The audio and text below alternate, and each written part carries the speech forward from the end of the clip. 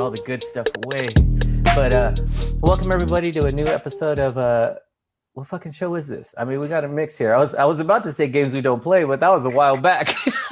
And you might think this is Stay Crunchy and Milk because we got Terrell back with us again, but this is actually Cadillac on Mars.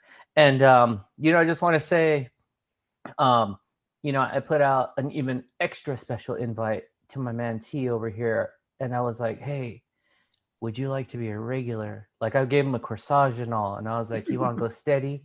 And you went with that, whereas in my mind I was thinking of like a sweet Cadillac on Mars chain. You know what I'm saying? Like the Rockefeller chain they used to give out. Nah, man, I was trying to be like romantic. He was all gentle and loving. the Latin lover. We'll throw quotes around it over here. Can't even help itself. You know what? This is already just letting everyone know. This is where my wife rolls her eyes. She's like, Latin lover, you lost your damn mind. She will tell you from the tippy top, ain't no swag, nothing over here. I mean, right? She still married you. I'm always gonna throw that in her face. Like, look, he must have did something right. So. Yeah, it was just at the time mentally stable. I can't say now, but times is a changing. Oh, but for real, yeah. I pulled up in the whip, threw open the door, shit was bumping, had Gap Band going. I was like, "What's up? You want to ride or what?" Because we got extra seats in here, and T said, "Okay." Let's do it. Yeah. And so yeah, man, I'm so happy you're joining the team here. I really this type of podcast that we do, it's just to kick it. It's to hang out with friends and just kind of BS. And we don't really have a script, so it's not like we go off script because we're just like hanging out, having a good time, and just talking to people. And as we were just having a conversation earlier about like friend circles and things changing. It's like, I want to spend more time with the people I enjoy spending time with. Yeah. And so it's like, which also, damn, I'm a dick because I forgot to invite Shaun. I really do like talking to him.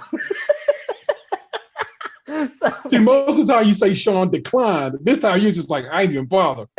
Totally forgot. Am I back? But I'll send him something right now too. But so man, I really enjoy like one, the perspective that you have, two, the information you bring to the table. Like from me, I think that you are a very smart person. You speak with confidence, intelligence. You have a level of integrity that I really, really value as well. And you ain't on some dumb mega shit. So that's a huge positive. Never owned a red hat. So how do you feel about joining the team, man? Dude, it's dope. Like I said, I just shared it with my skim crew the other day, and they seemed cool about it. Nobody seemed like they was too touchy about it. And Vanessa was very hyped about it. I'm so proud of you and blah blah. I'm like, dope. I'm like, thank you. So I like chopping up with you. You know that. You're the man. Like I said, we talk honestly almost every day. Yeah. And if we miss a day, it's just because whatever, life got in the way. Exactly. So we already be chopping it up anyway. Now we just get to do it on mic at least once a month, and that's pretty dope. Exactly. And then, like I said too, when we were first talking, it's once a month. It's very casual. Yeah. If you can make it, great. If you can't, because life gets in the way, ain't no pressure either, because like things will happen. I mean, I've canceled many a show because someone's tripping in my house. Typically it's my son, but just, and we'll get into some of his adventures too. Because that might be a whole new segment of what the fuck is up with my son and where did I go wrong? Oh man, I love it. I love it's just him becoming who he is, and it's dope, bro. No, so. I got it. I got to respect it. He's trying things, man. He's trying. There you go. Sometimes you take some wild risks. You gotta take some swings. You gotta take some swings. Yeah, because you might not know. Like, hey, I didn't know that was my thing. Which, like,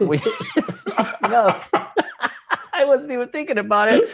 This fool was it on your podcast or this podcast where we talked about the person having the new kink? That was on this one. That was on this one last month. Yeah, This fool sent me something where there was a guy watching a video of a girl drop like the 12-sided die from her mouth into another person's mouth, and then it said ding, kink unlocked. Kink unlocked, and his face too was like, the fuck. If like you said again, I mean, we just talked about it last month, but we're gonna bring it up again. This is the side of TikTok that they feed me. It's like, of course, it's some D&D shit. Again, it's lesbians cracking jokes about being lesbians. It's not a lot of super woke shit, oddly enough. Like I said, the woke shit I get Vanessa always and a coworker of mine usually send it to me. So it's not, I'm not in that section of TikTok, but it's like I laugh what shows up in my little section of TikTok. Yeah. But that shit, man, you always send me some really interesting stuff. And then, like I said, too, we always have like similar content, like going through our 2 streams. But yeah, like I said, man, I'm super hyped to have you on, and just do it on a more regular fashion. And then on the flip side, I don't think I ever got the chance to bounce back. Really appreciated when you guys did I think it was the anniversary episode. And Ant said I would think I was the 5th, the unofficial sixth member.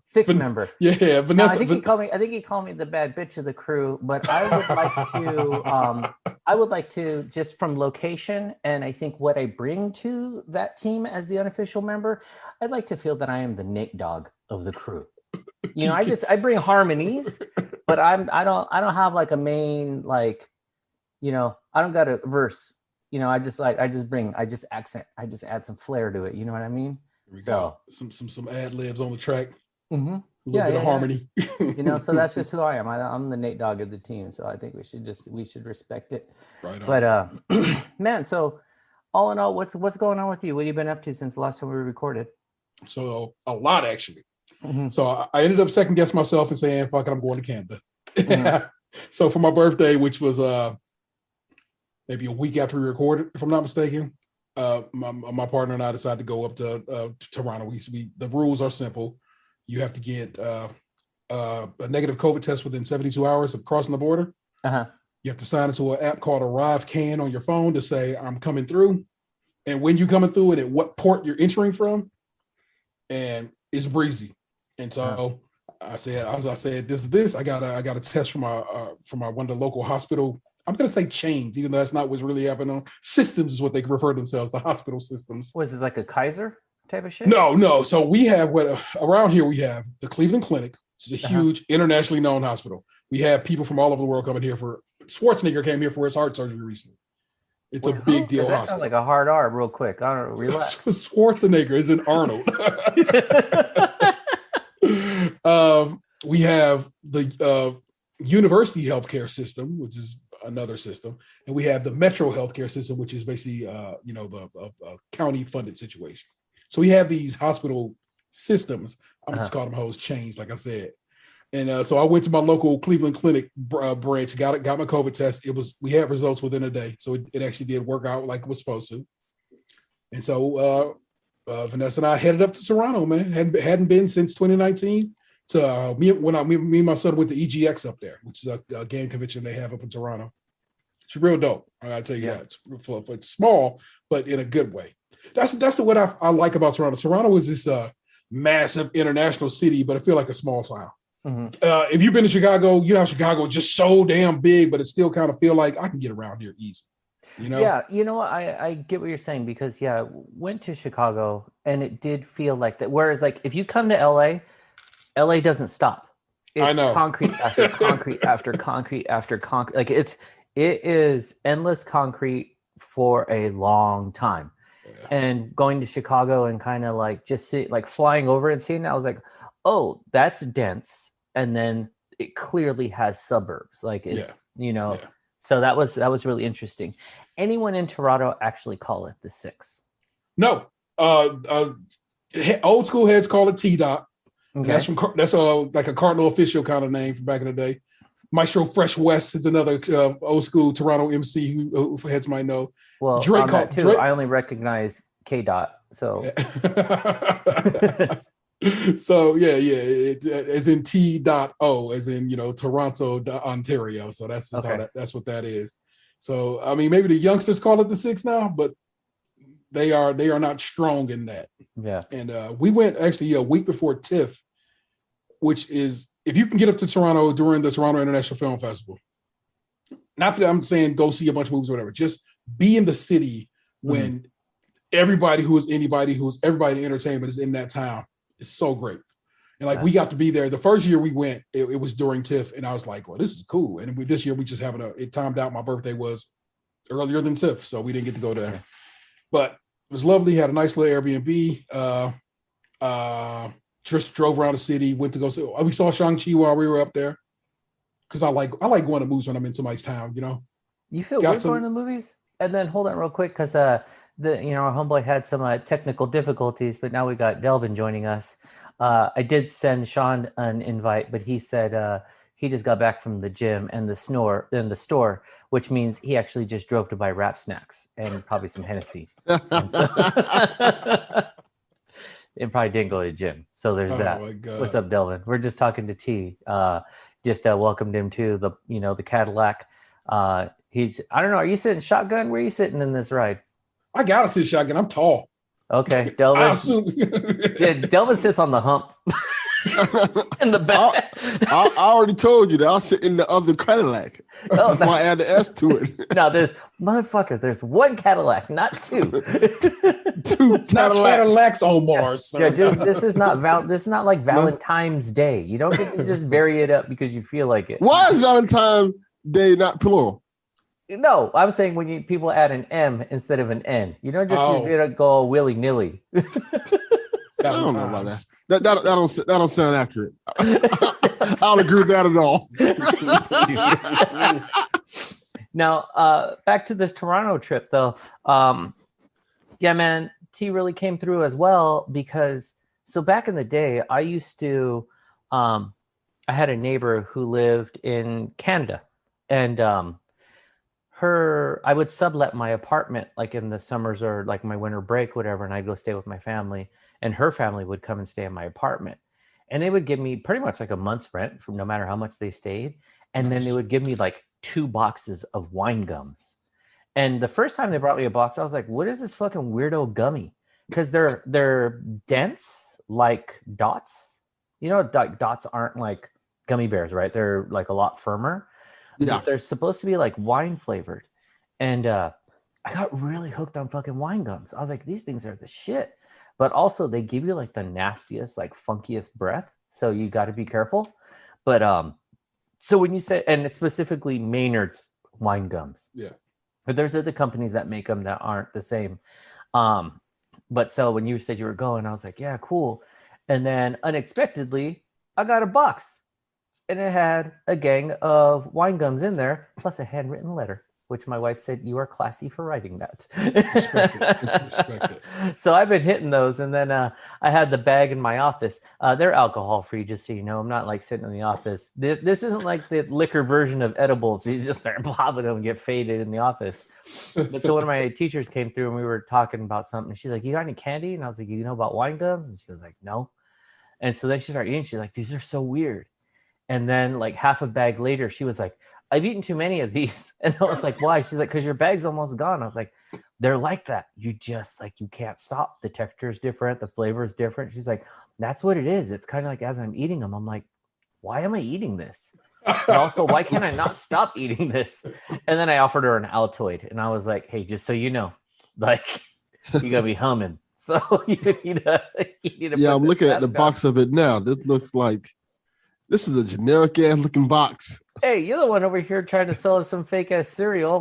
No, this looks like the fake ass cereal. Yeah. Like, well, it just says wine gums. It is from Canada, so yeah, okay. That's it's true. A different gig. Now, so you guys went to a wedding or something, right? Oh yeah, I'll get you through that one too. So so while I'm up in Canada, I break my phone. My phone, I've had like 3 iPhones that up since they've been claiming to be waterproof. I have swam with them. I've done everything with them. It's never been a problem. This time I go in the water, come out, phone is like, no, bruh. Not today. So, but basically what it is the screen died is what we found out after the fact, which is good because that meant all the pictures I had taken in Canada, but also, as it turned out, because I hadn't backed up my phone in forever, like 2.5 years of photos did upload to the cloud. And I was so grateful for that. But what happened is because my phone busted, the Google Authenticator app busted, and I couldn't. I cannot get into multiple. Could not get into multiple accounts, including now my own personal Instagram. Cannot get into it. So the last post on my Instagram was my birthday post, and unless they do something about it, it shan't be more. That sucks. Yeah, it does, but at the same time, I've been on some old fuck Facebook, so maybe I need to just be real about that. Yeah. Now forced you to really break ties with them. Well, I mean, I still got the show Instagram, which is what I have been using. You know what I'm saying? So, and then I can't get into the show's Google account, which means I can't put shit up on YouTube. I mean, I can't go into I can't get to Gmail, can't get to YouTube, and I have spoken with people at Google, explained the situation, and they're like, well, you got to do this. And I'm like, well, that's impossible. That literally can't happen. All I need you to do is turn off two-factor. That's all I need you to do. Turn off my two-factor and let me get in my account. We can't do that. And I'm just like, you're like, then I can't do the other thing. Then there you go. Then I have to accept that I can't get into the show's YouTube. We didn't have because it's not like you're the first person to be like, hey, so here's how this went down. It's not that I didn't even turn two-factor on that account. They did automatically. Oh shit. It's just a feature that they was like, okay, that will secure your account for you. So I'm like, bro, I didn't turn it on. I have not changed my password. It's like, bro, you got me out here. And so I don't mind it so much. I'm like, if anything, it means I can just restart. I can start a new show YouTube channel. Maybe I can hit it a little harder and maybe, try to get a better following going on it. So that's the plot with that right now. Nobody seems to be upset about it. None of the fellas is mad about it. I'm just kind of salty off of it, Yeah. Everybody else who I had on that app, I have spoken with. They've turned off two-factor, allowed me to log into my account and turn it back on and so forth. Or they have different backup methods that have allowed me to get into the account. But that Google Authenticator realistic, like it should be that way. It should. And then they'll be like, okay, I need to confirm that you are you.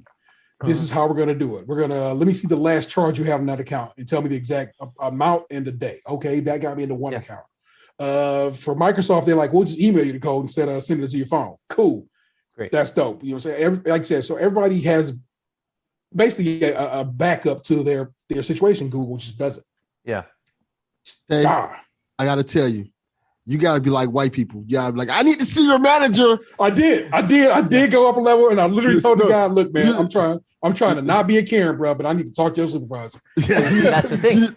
You hit him with bruh, plus there's the bass in your voice. The dead giveaway. So you should have had like someone else get on you should have had lunch get on there and be like, excuse me, sir, we need to speak.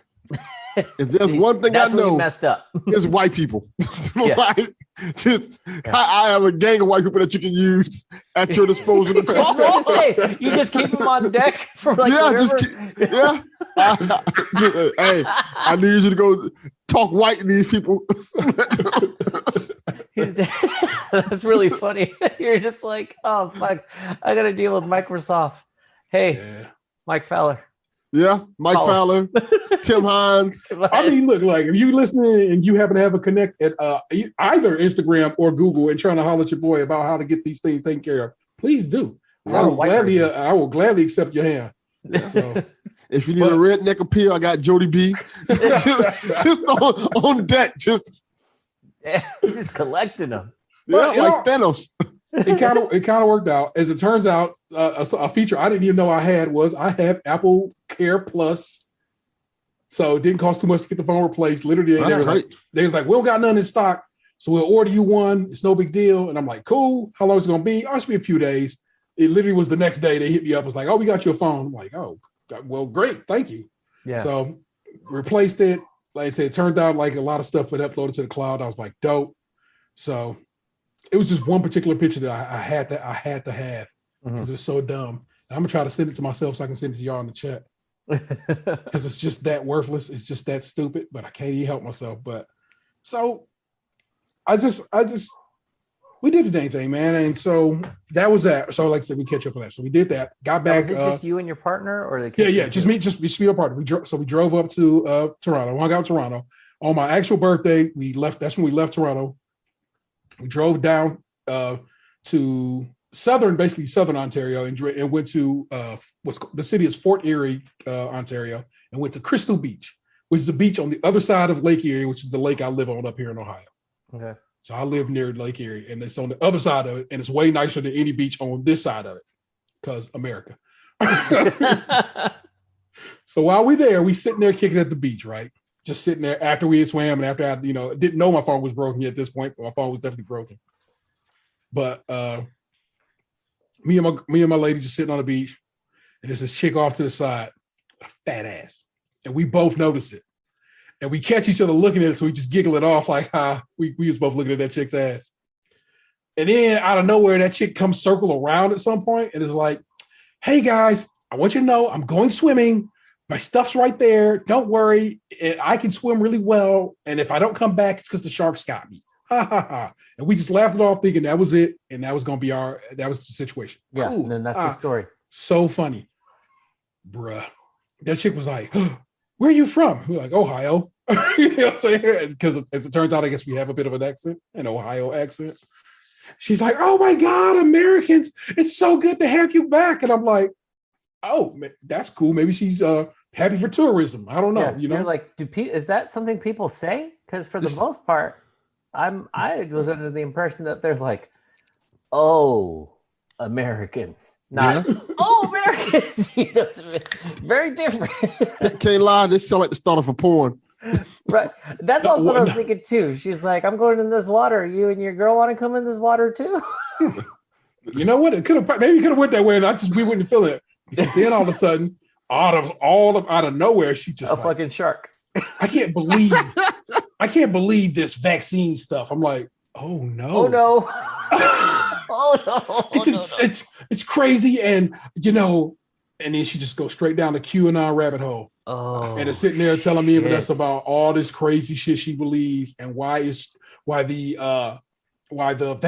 disease is not to be believed, and it's not true. Why Trump's going to make it all better? How is this Canadian worried about Trump making it better?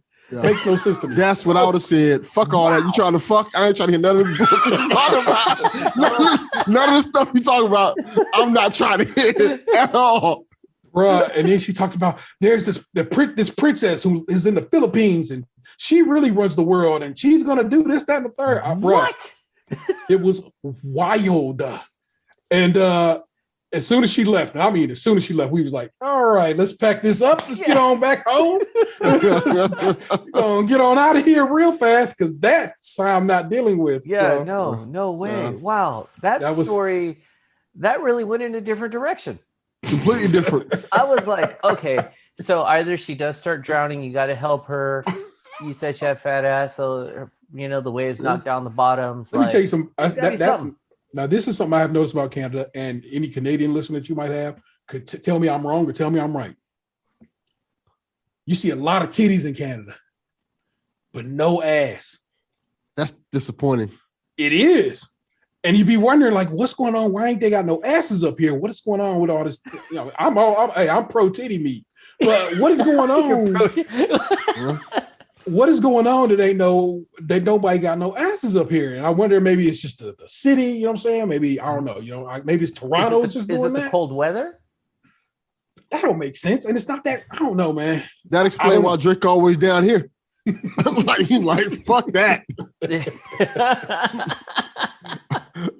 I'm from the 6, but now you get closer to the equator, things shift. Ohio ain't close to the equator, and there's more ass here. Yeah, but I'm saying, isn't like Brazil on the equator?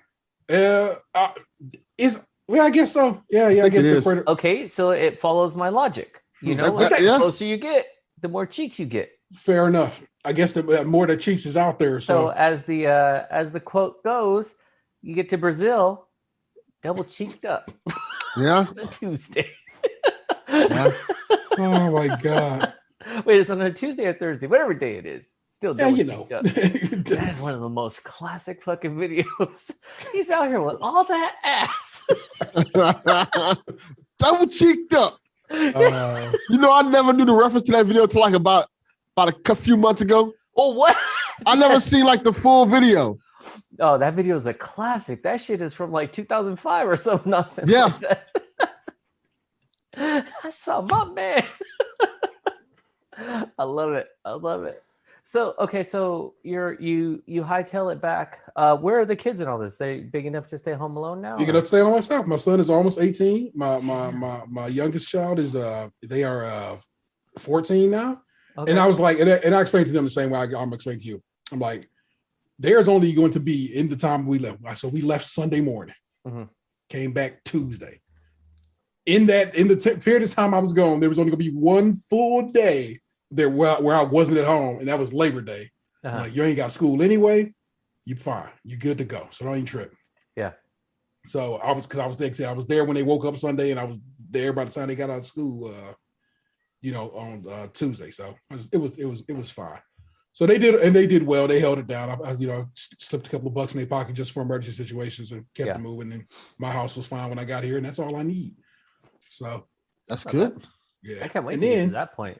Let's see. So that was Canada. You said you asked me about the wedding. So my partner Vanessa's best friend's little brother got married. Okay. Got married on a Monday. So I had to take the day off from work. So this would be the Labor Day that you should be having off. No? No, this was the next week. So this is So I Monday, because like I said, Labor Day, I was in Canada celebrating Labor Day with a U.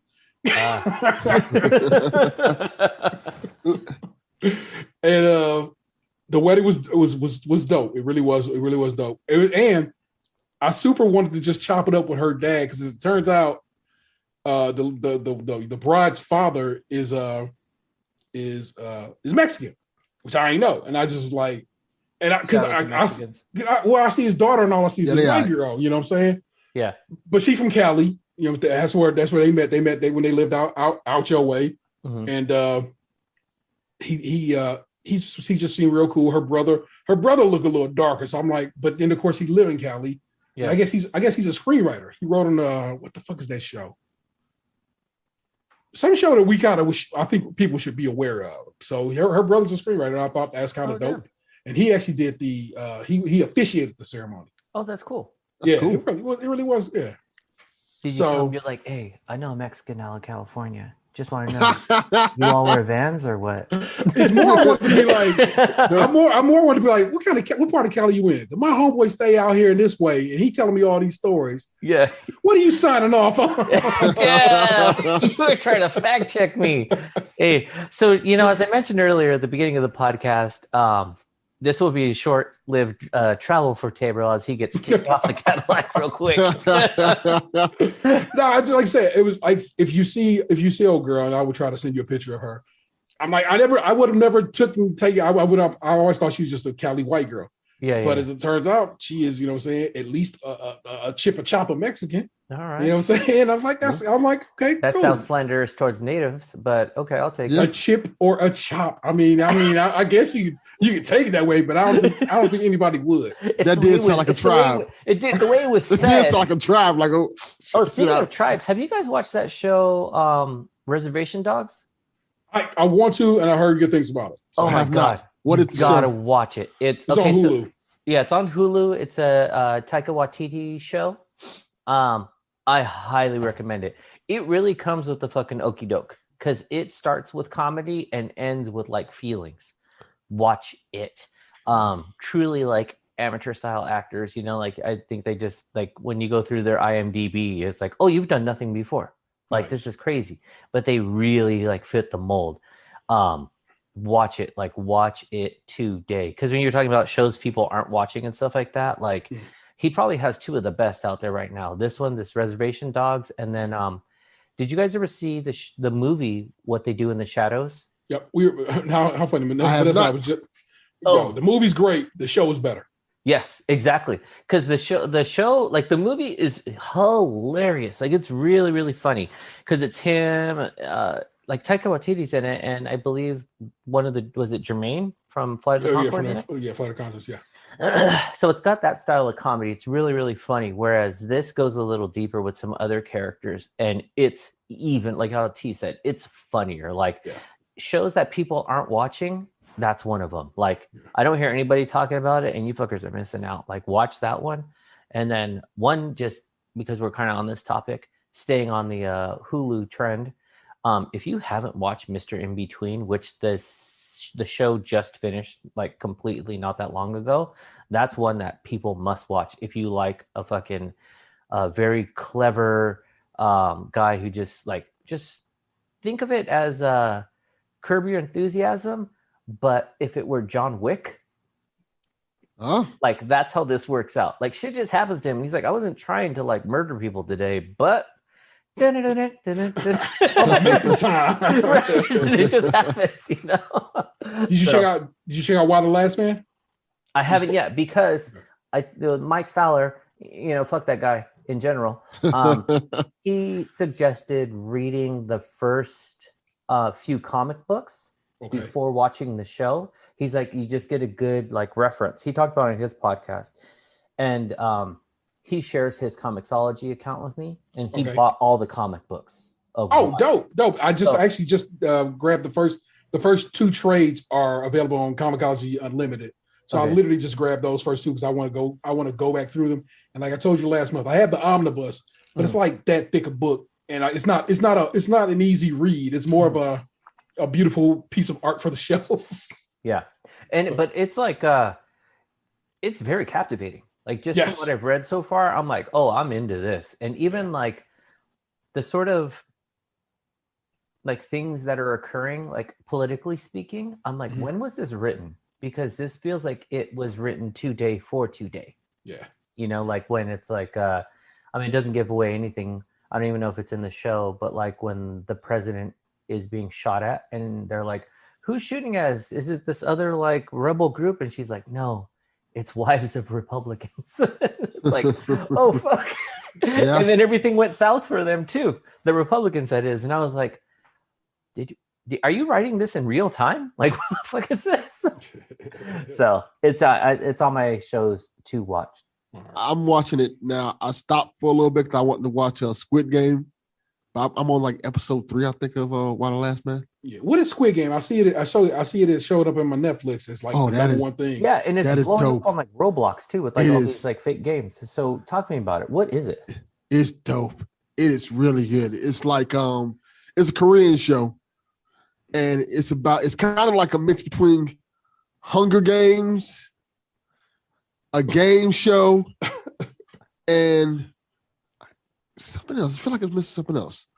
But essentially, the plot of it is this. I'm not going to spoil everything for you. You have these people from all around Korea who are like strung out on their luck. They owe a lot of money, whether it's gambling debts or they owe money to the Yakuza and stuff like that. So there's this group of people who go out and find these people.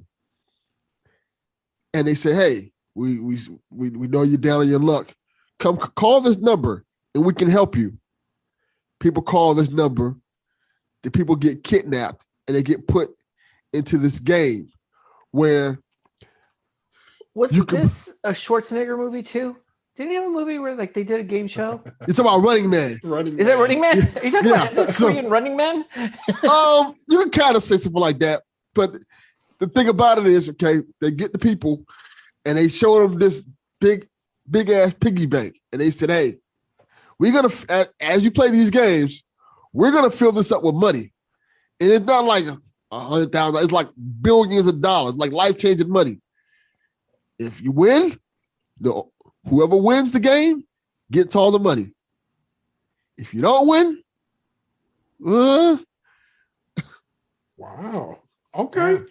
And the games, I don't want to spoil too much on it, but the games are simple games. Most of the games are games that you play as kids, like red light, green light, okay, and stuff like that, but they're sadistically made. So you're not, and the way they do it is like it's fucked up. Like you're like, oh, they gotta play red light, green light. Yeah. And then so like it turns into Saw. Yeah, that's what I meant to say. It's like Hunger Games mixed with Saw. Because like Saw is like very like when you really break it down, it's like very basic like things, and then you're like, wait. We got to arm wrestle with like chainsaws on our hands. Okay, exactly. It's stuff like that. Face hacked off, and it's messed up. What's interesting is because it's the TV series. I think it's 9 episodes. You get it. You can tell who the main character is.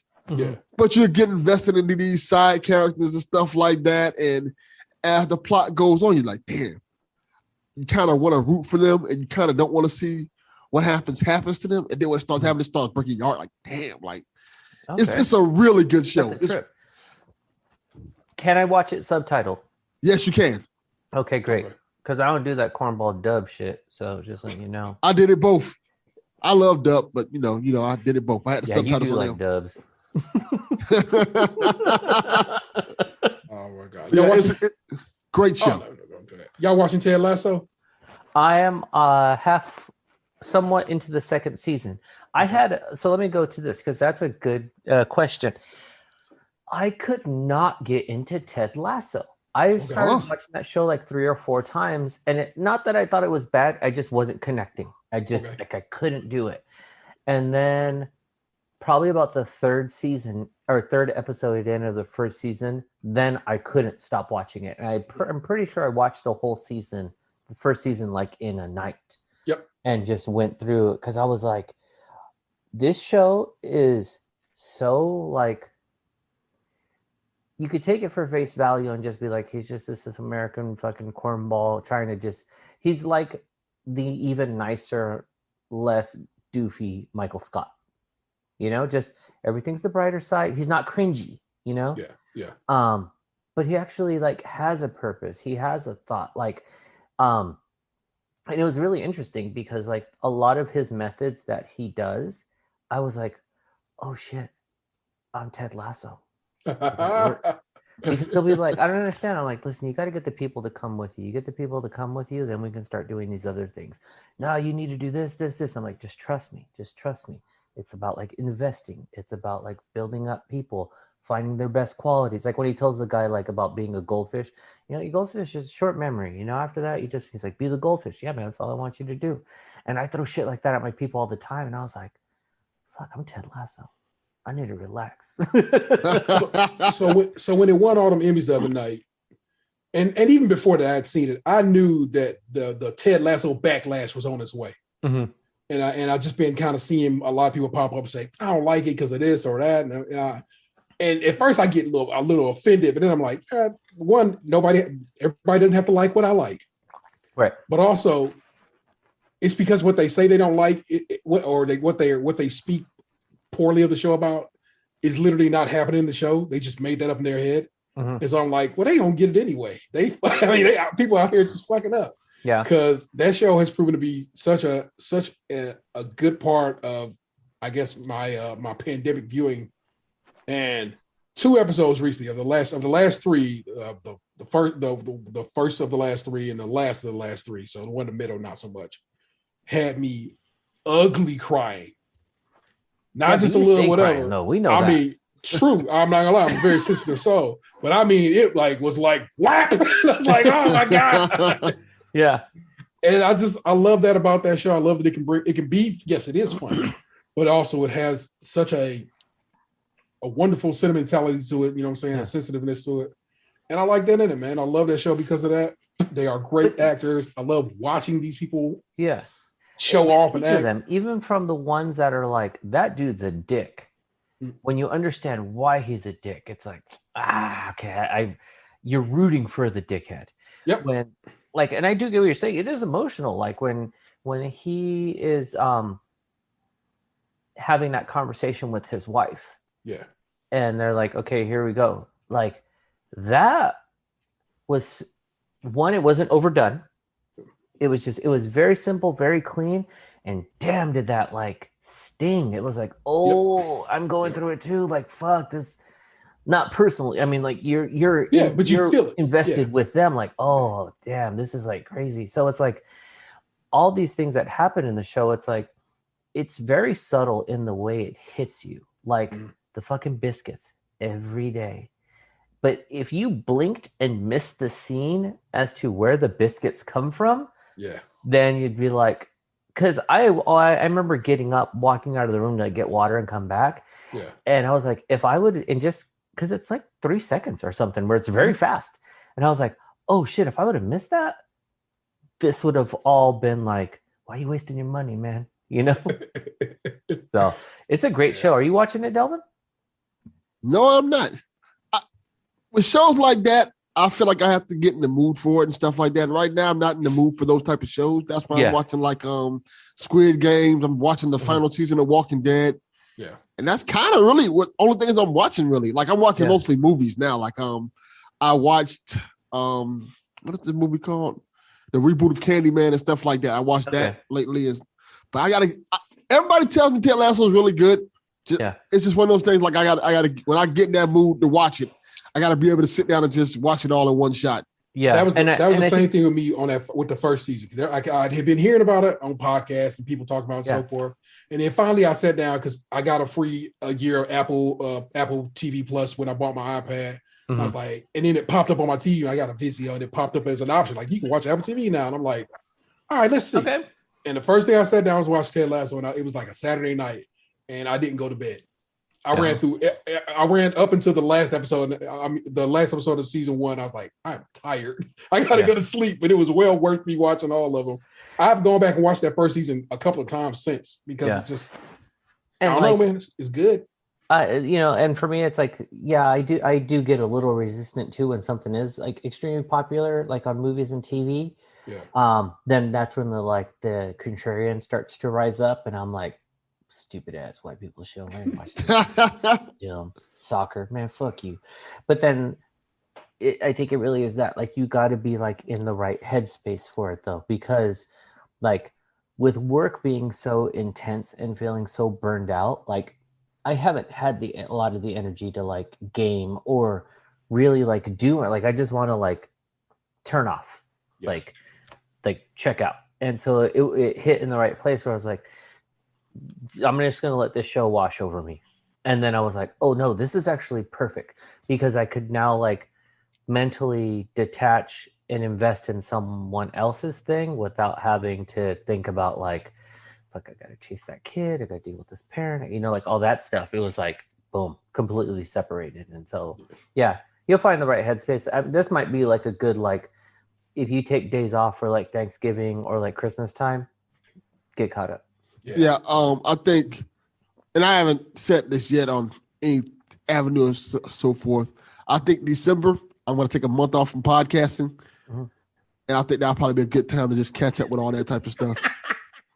This lying motherfucker, man. I am. I can't hold it back. Man, you better shut up. Listen, how long have you been doing a fucking podcast? You know what? Stop lying.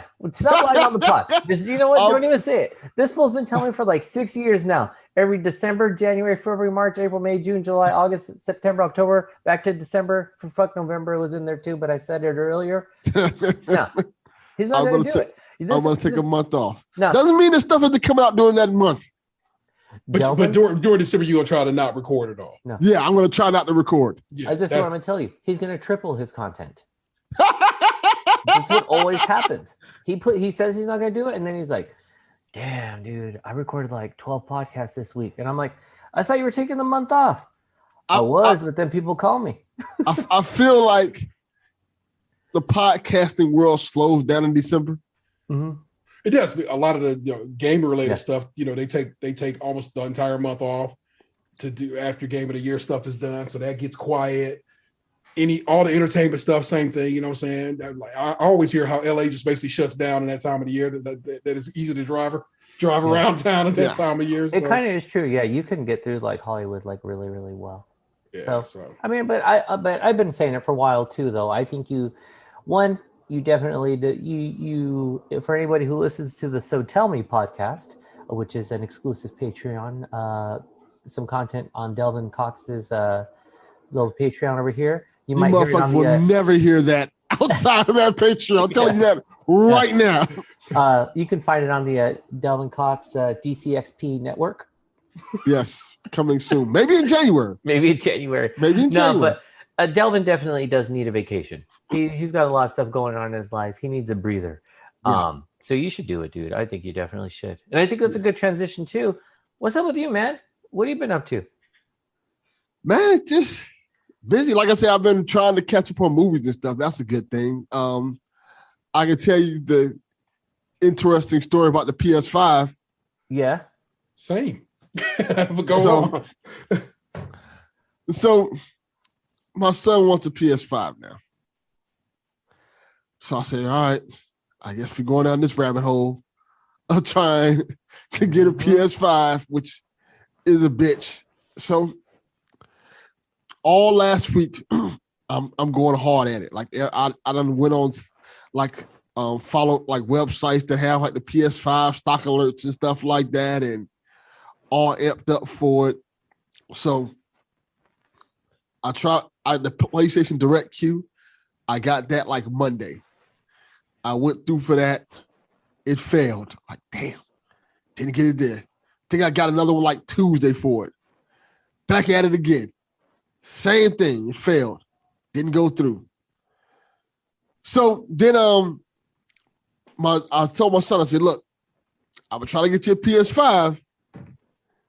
If you don't get one, your ass out, son. That's that. I say, but if you do get one, that's gonna be your Christmas gift and your birthday gift, because birthday's in November. Like, look, man, this shit is $500. I don't spend $500 on myself. Like, so if you get this PS5, that's your Christmas and your birthday gift. Might get you a couple of games here, but that's it. So he said, all right. I said, if you don't, everything on your little birthday list and your Christmas list, that's what you'll get. He said, okay, cool. So I tell this fool I'm getting him a PS5. I'm gonna try to give him a PS5. The next day, he sends me a message. And it's, you know how they send you the PlayStation Direct links? Yeah. They sent him a private invitation to get a PS5. Yeah. He sent me the link after it was over.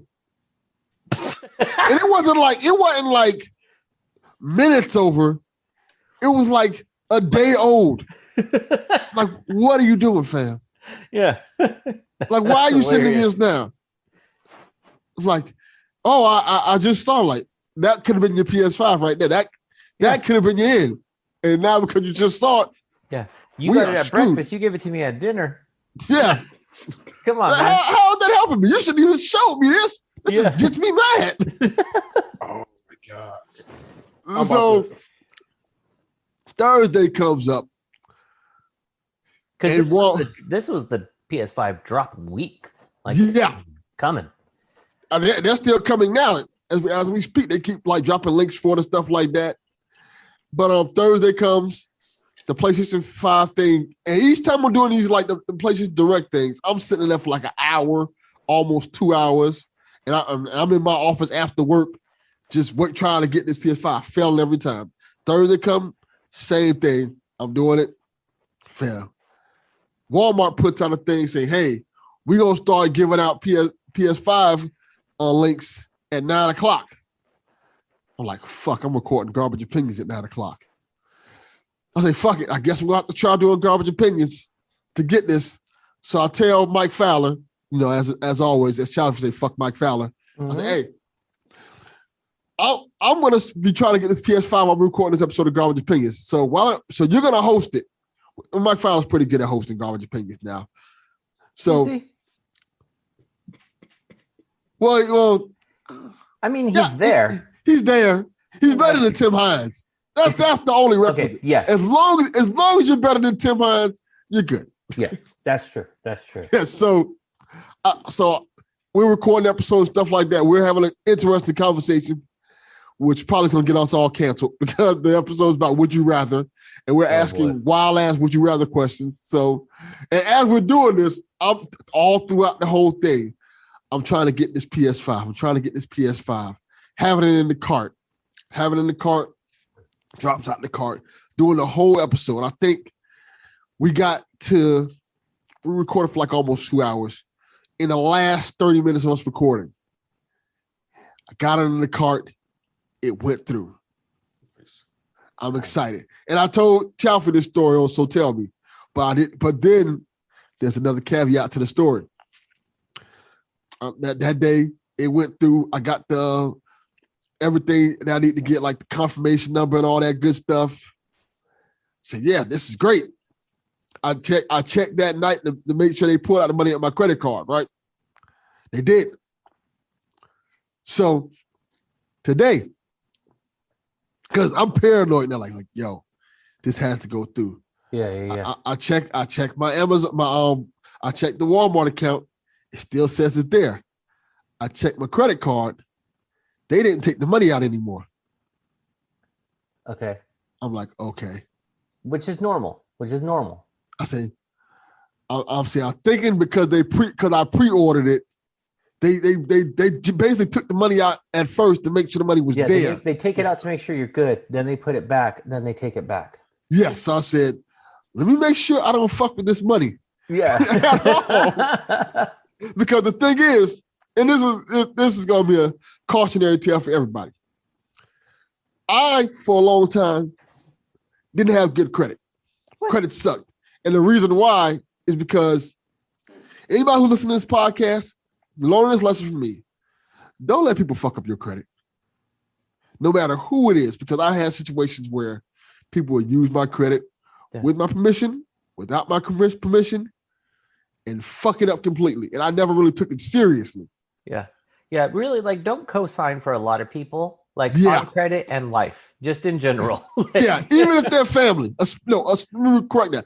Especially if they're family. So because I of that. co-sign for you two before probably 99% of my family. Yeah, I agree.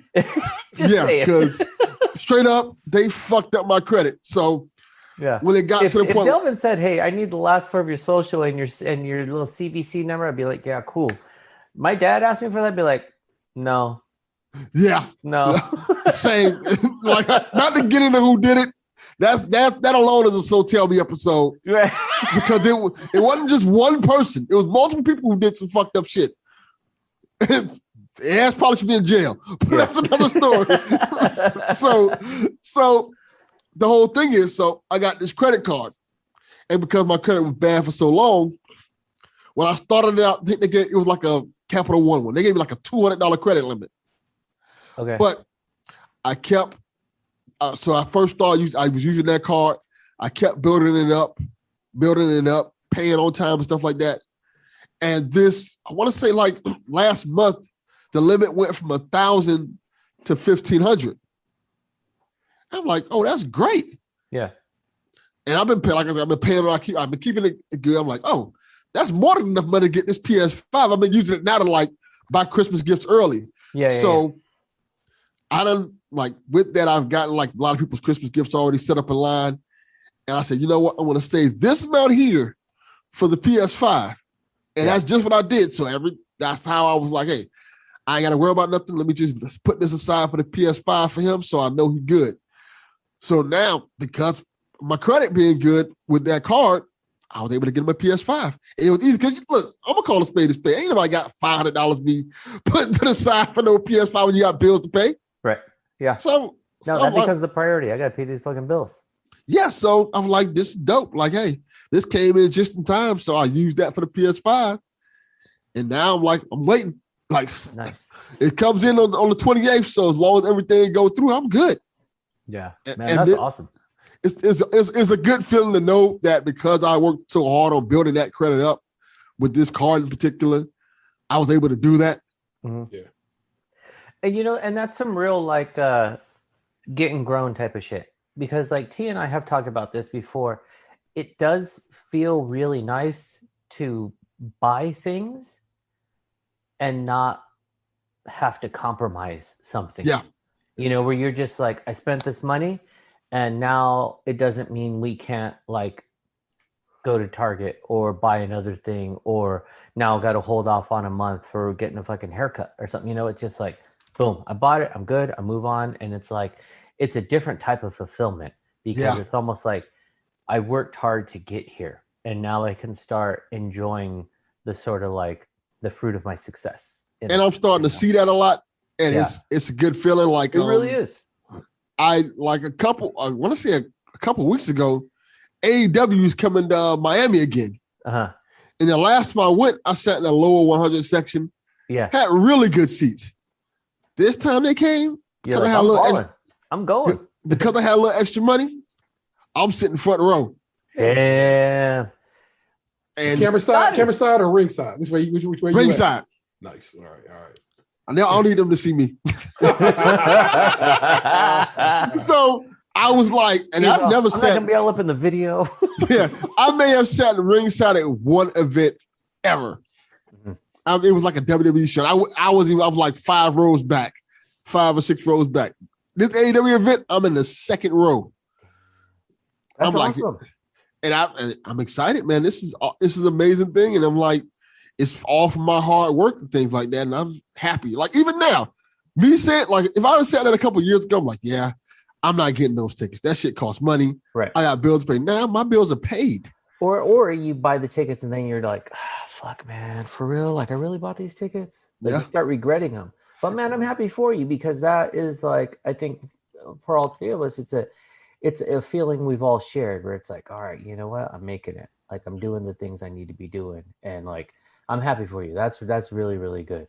Yeah, I'm and excited. Shit. Fucking live it up. Now go take a vacation. Like go that's the relax. next. Take December off, man. That's the next thing I'm planning, man. I need to go on vacation.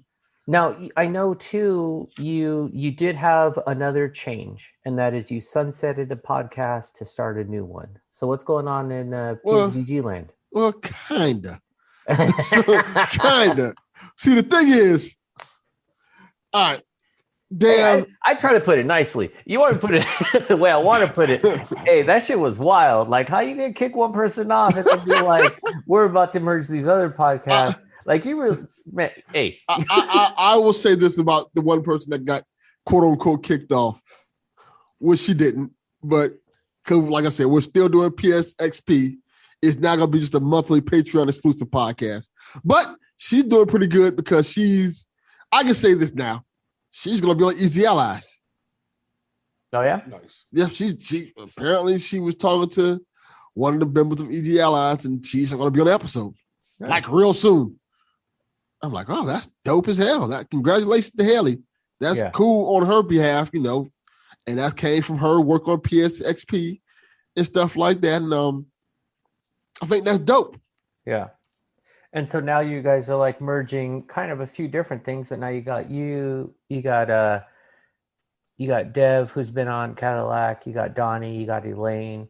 I mean, it's a good mix. You guys do have really, really good conversation. So, play some video games. That's the simple name for the podcast.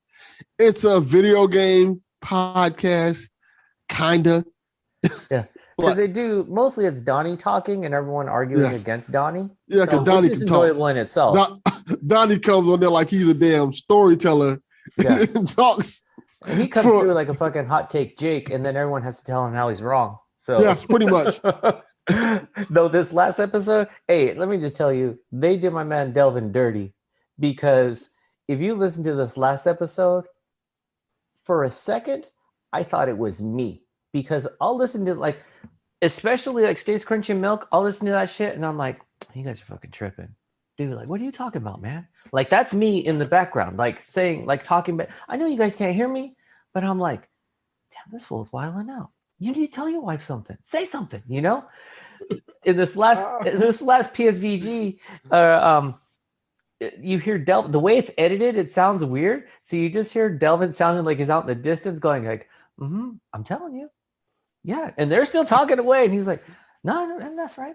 Where I was like, wait, did my inner monologue just become my outer dialogue? Like, what the fuck happened here? Like, that shit was really weird. Like, Delvin, they don't even let him talk. They just are like, they just want to have 2 black guys on the show. Like, that's it. Yeah. Whoa. Oh, no. It's possible. Tell me I'm wrong. I don't know. They want to start calling it PSVGs. Look, man.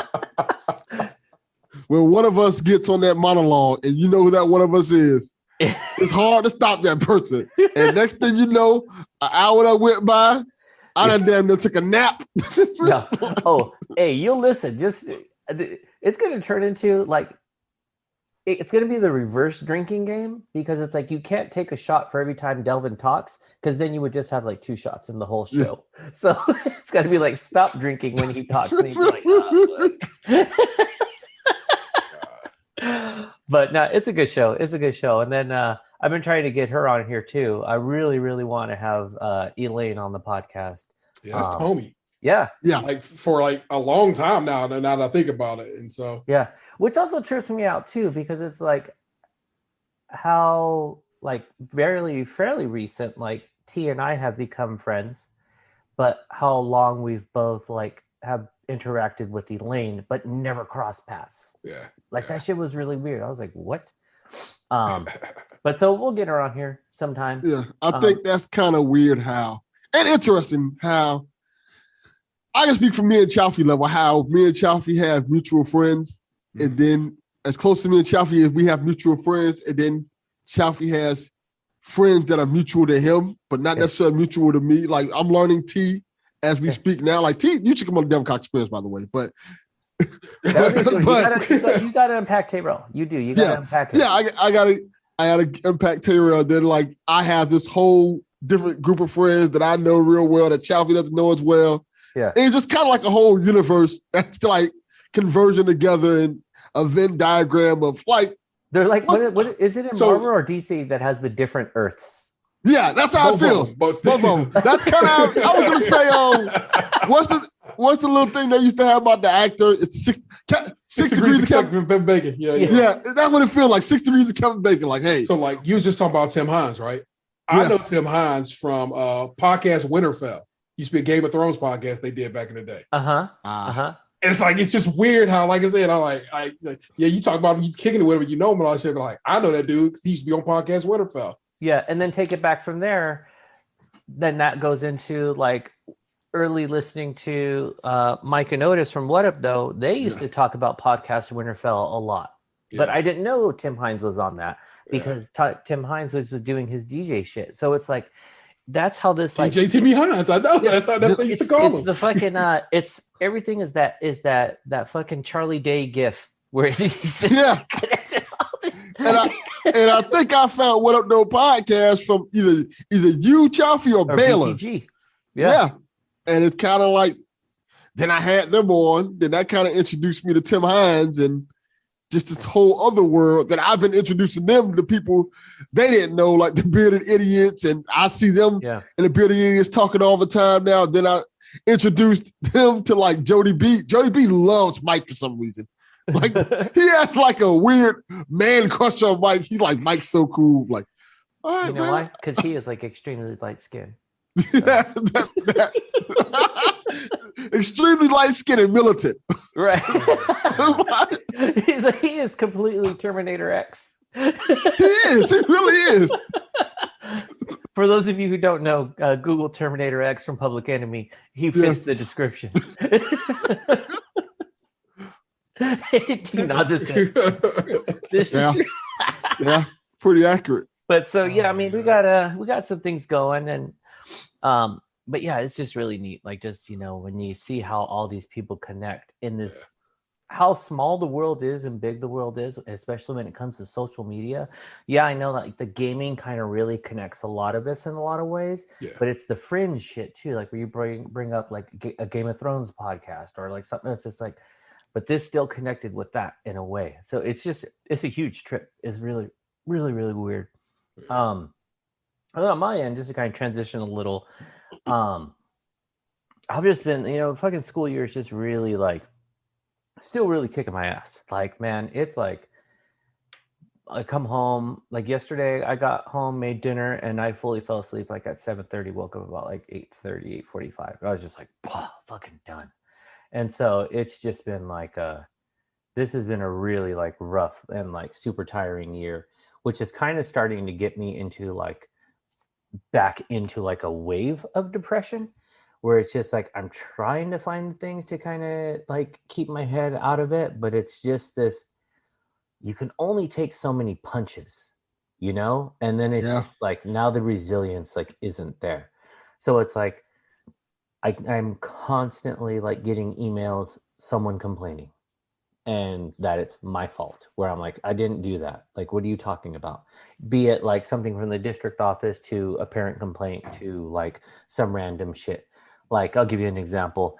I had a nasty fucking email from someone in the community. Evenings after school, a lacrosse team uses the field at my school to practice lacrosse. No affiliation with my school site. They don't start practicing till like fucking 6 p.m. We're long gone by then. I get a nasty fucking email. Your lacrosse team, this. So I say, hey, this is unfortunate that this occurred. Just want to let you know that this lacrosse team is run by this other organization. They're coordinated by our facilities department. So I'm going to pass this information over to the facilities department so that they can handle it appropriately. We have no affiliation with them. We're just a public facility. And so we allow groups and organizations to use our campus. You're just sidestepping it. You're this, you're that, blah, blah, blah. Why can't you just be a man and do what you're supposed to do? And I'm like, what the fuck are you talking about? Damn. Like, what? I just told you, like, we're going to get this fixed.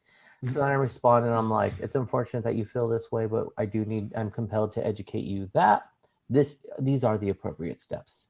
And it's unfortunate that you feel that it's not going in the direction you'd like it to, but someone from that organization and that department will reach out to you. And it's just like, what the fuck is wrong with people? Like, that's all. You are far more patient than I am. Vomit on you all the time. And I think that's where the challenge is that I would love to be like, stop being a bitch. I would love to do that, but unfortunately, suck a dick. Yeah, we're not allowed to be. Yeah. We have to be professional and speak our piece. You a bitch and your mama too. And so it's just like stuff like that. It's like fucking me up, and it's just like I'm kind of losing my I don't want to do anything. One, because I'm tired. Two, because I'm mentally spent. Like I turn on the controller for the PlayStation. I'm like, no, I gotta do this. I was just gonna ask you that. I've been feeling the same way in terms of that. Like I'll get home and I'm just so exhausted and so tired. And it's not even because of things that have to do with me. It's just life in general. I'll turn on the game like Deathloop, which I love. Yeah. I want to play it, but I come home like, man, my mind is not into getting in this loop. Yeah. I mentally can't deal with this right now. Yeah. I'd rather just watch TV. Also, Deathloop breaks my rule. Because that bitch has a lot of reading. Like when those little pop-ups come up, I'm like, what are you doing? Like, give me 3 sentences. Like, you get the Twitter rule. Like, I don't need, it has I see your gestures. Tell me I'm wrong. In those little box windows, 3 paragraphs. You're not wrong. This is what the immersive sim genre is, especially the arcane version of the immersive sim. This is just what their games are. So if you ain't been fucking with Dishonored, Dishonored, if you ain't been fucking with Prey, you know what I'm saying? No, but it has more reading than those. No, I mean, trust me, it does not, but it does have a lot of reading. Dishonored alone, it's books all around Dishonored that you have to collect. It's a lot of reading to be done. Yeah, I didn't read those. Yeah. But I'm saying when it's the menus on how to play the game, and it was like talking to me about how to use starts with an R, like your currency. The Residium. Yeah. It started explaining that, and I was like, Yeah, I ain't read none of that I'm just gonna YouTube this shit. I need to figure out what that is about. But let's put a pin in. We'll come back around to that. We gotta come back around to that. But so like I said, it's kind of like putting me in a little bit of a funk. But I did have an exciting moment recently. Tayrell, as you will learn, and you probably already know, if we have any special guests that are like musicians or artists, you don't get invited in the Cadillac. Yes. Just he throws us out. Okay. So Delvin, you know, matter of fact, no, hold on. Let me clarify this. Not only will you not get invited, you will not be told about it. You will find out about the episode when everybody fucking else finds out about it. Yeah. When you see hey, there's a new Cadillac on, like, what did we record? And you don't hear your name on it. You're like, oh, we didn't record. No, I get flagrant with it. I'm just letting you know. All right. Come on, man. Just let us know. Just let him know. Let him know. Just like I found out when games you don't play with, I got fired. Like the show ended. You pitching in for gas money or what? via tweet. Like, hey, game you don't play. So I'm like, what? No, we had a whole conversation about that one. Yeah. Like, hey, bruh, what is going on here? And how are you doing this? No, but that's how Delvin usually finds out is someone will tweet to him, hey, so you're not on this? And he's like, on what? Yeah, essentially that's what happens. Fucking episode's been out for 3 days. So now I just do it on like principle alone. T, I'll probably let you know. That's fucked Thank up. you. Delvin, I'm gonna tell you. I want to be like, hey T, want to give you some questions to ask? Delvin who? But you guys know my my passion for and fascination with the Bruiser Brigade out in Detroit, which is Danny Brown's his crew, his label, like that whole group. Yeah. One of my favorite albums of this year is Dope Game Stupid by Bruiser Wolf. And a lot of the production on there done by Raffi. Had him on. Delvin wasn't on that episode. Nope. So it was great. Had Skywalker in the past. He did some tracks on there too. Delvin wasn't on that episode. Nope. So had Bruiser Wolf on, and that was it was weird, but weird in the best way. It was like talking to you guys. Like we hit a stride like from the get-go, where we did talk about the album, we did talk about like his creative process, but then we just talked, because even like with the pre-conversation, he was just like, I go, hey, I'm just trying to really dig in, kind of, talk to you. You get a little bit better at podcasting and how to break people in, right? Over time. So I was just like, so here's how it's going to go down. He's like, no worries. He's like, we all talked about you. He's like, Rafi vouched for you. Skywalker vouched for you. They all say you're a good dude. So I was like hyped to be a part of it. And I was like, oh, that's a trip. Like, you guys are talking about me? Like that was already weird. And then it was like, so then we just started like just getting into it. Just started talking about like life and fucking music and stuff like that. And what turned from what was supposed to be like, I told myself, I only want to take like 30, 35, 45 minutes of your time. We're just talk, but want to respect your time so you can get back in. And I think that shit went like an hour and a half or something like that. Yeah. And we were just kicking it, like just talking. He was like, man, you got to come out to like the Thanksgiving live show, do the podcast from backstage. I was like, damn. We won't get invited to that neither. Yeah. Oh man, if you I swear for God.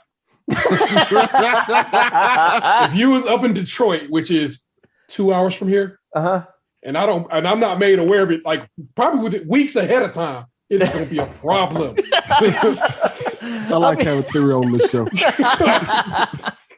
No, I would let you know. For sure. You gonna let you know. I ain't gonna know shit. I'm just gonna see pictures.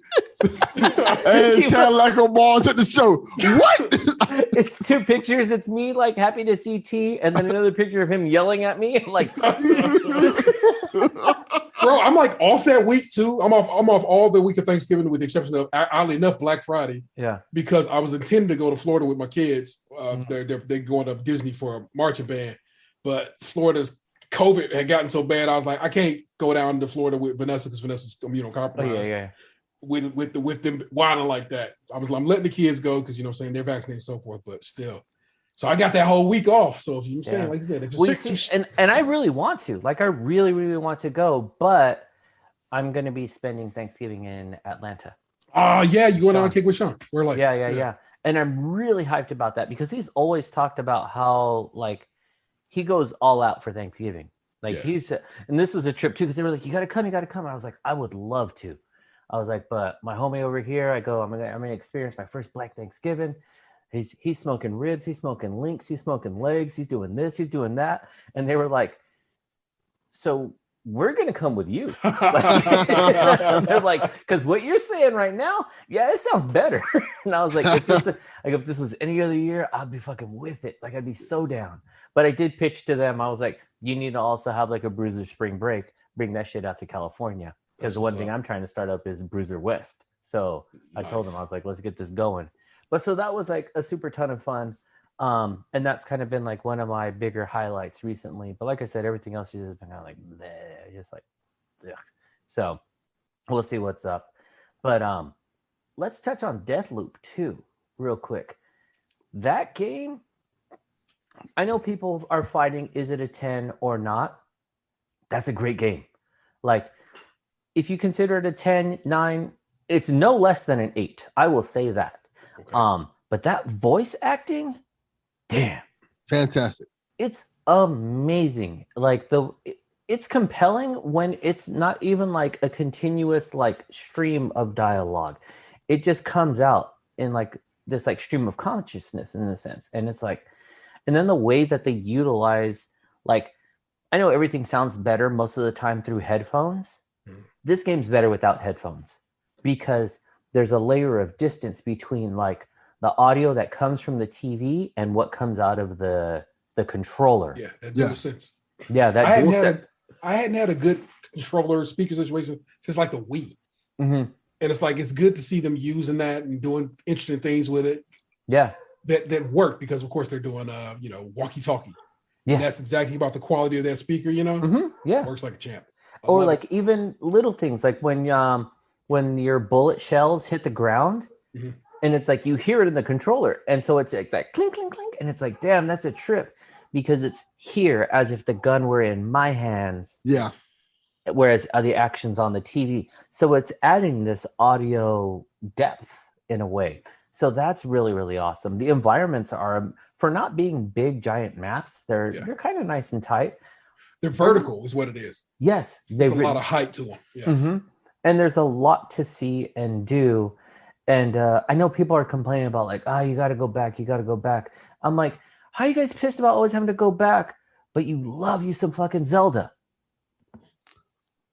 Zelda's all about like backtracking and shit like that. Like, what do you mean? Stop it, you guys. You guys are a bunch of punk bitches. Also, real quick, let me just put this out there right now. You know what I don't want to hear? I just, side note. Any game that has any level of challenge or difficulty, can we stop calling it a Souls-like game? Yeah, that's fucking stupid.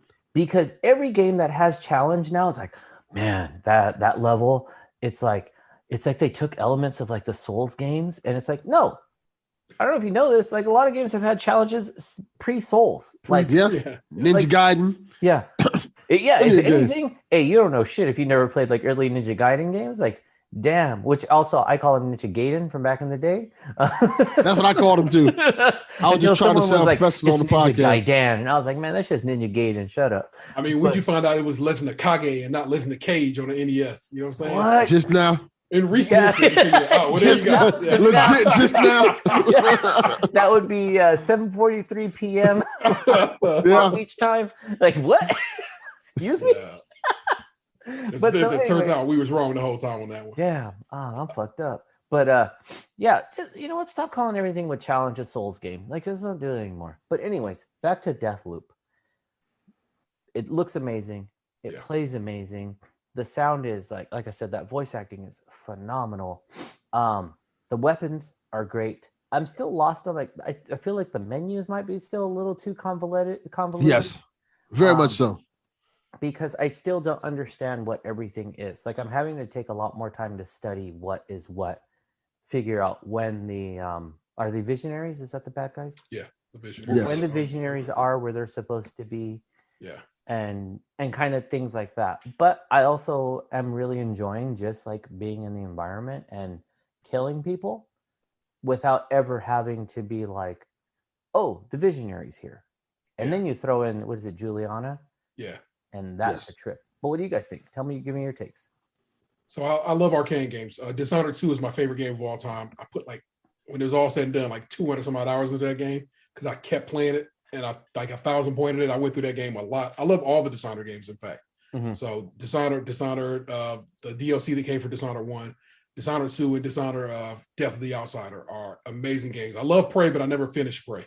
I enjoy Prey, but it's just like after a while, I got stuck with some boss. I'm just like, yeah, fuck it. Mm-hmm. I might go back and play through Prey because, like I said, I'm really enjoying Deathloop that much.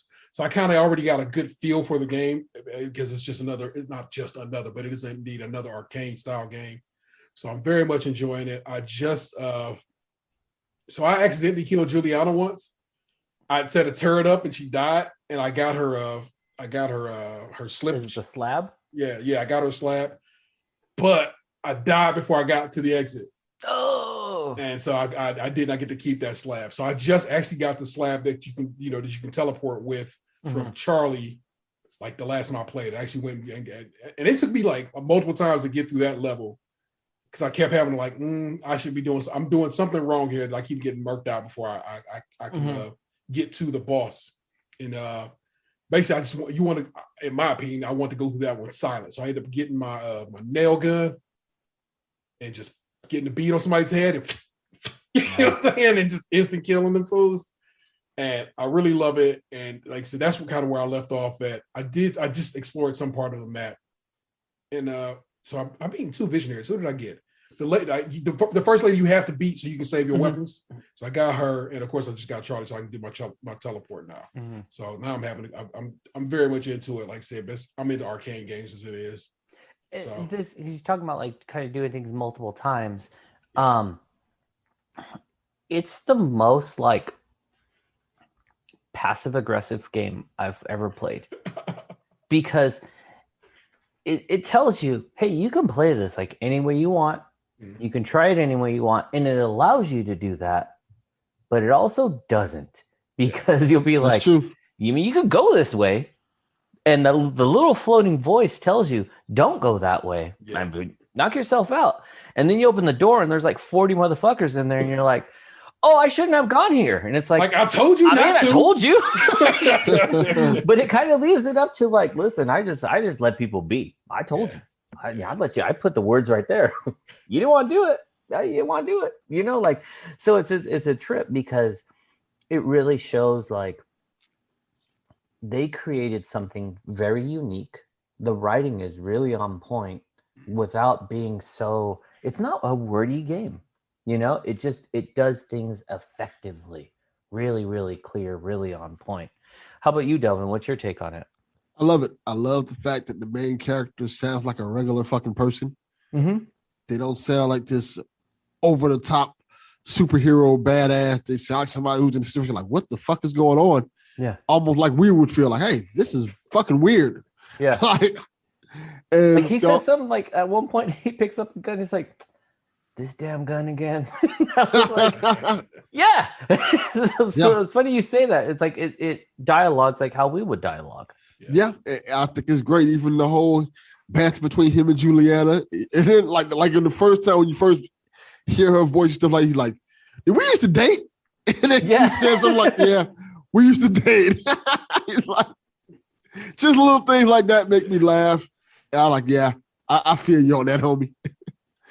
Yeah, it's so well written. I love it, man. That part is so dope. Yeah, no, they're the way they communicate, the way they back and forth on things, like that's another thing you have to consider, or like you want to unwrap too, is like, what is their relationship? Like, yeah. Where did they follow? It does sound like they've known each other for a while. Yeah. But in what capacity? Like, are they related? Were they in a like romantic relationship? Are they coworkers? I don't know, but there's more to them just like hanging out, you know? Yeah. And the way they like taunt each other too, where she says some shit that's just like, it's enough to get under your skin. Like, stop it. Yeah.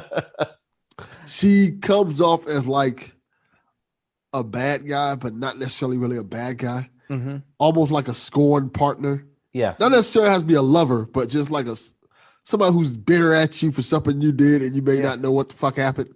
Yeah. But it also might be something light too, like you didn't fold the laundry. So she's just not going to talk to you for a day. Like you're not really sure why, you know? I love it. I love story elements like that and things like that. And as much as I like Returnal from earlier this year, and both of these games are very similar in that aspect in terms of like you're playing a loop. Yeah. Mm-hmm. This Deathloop feels the loop in this game matters more than the loop in Returnal. Mm-hmm. Returnal kind of feels like, wow, this is cool, but you're kind of going through the motions of the same loop over and over again. And because of the nature of the planet, it's kind of quiet and kind of like solitary. Yeah. Whereas Deathloop, as you're going through this loop, it feels like you're finding new things to do, new things to find out, and you're learning the game a little bit better than you did in Returnal. Mm-hmm.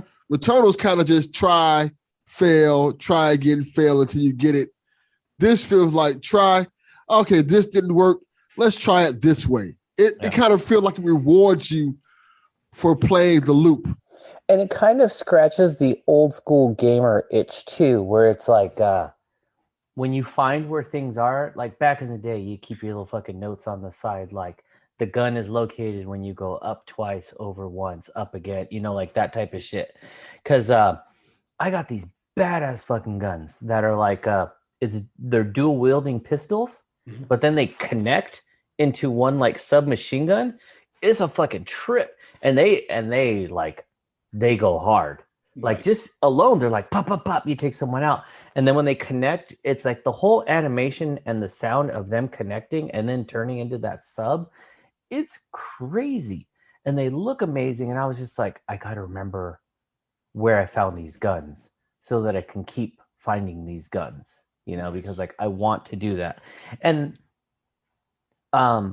those guns are only available, like the Visionaries, they're only available at certain times.